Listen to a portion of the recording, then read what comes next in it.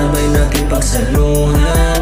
Kaya ngayong Pasko na di ka nakasama, pilit binabalik ang nawala kong gana. Alam ko naman na ikaw na'y maligaya, makita ka lang masaya di laasa.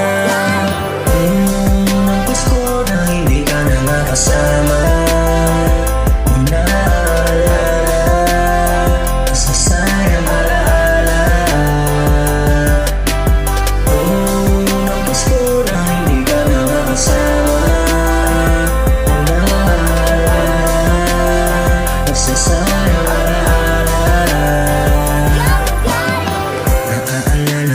kung paano natin paghandaan.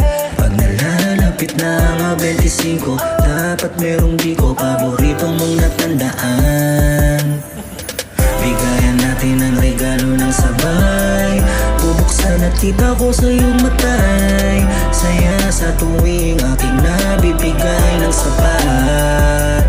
Pero ngayon iba na, alaala na lang yung dati na masaya.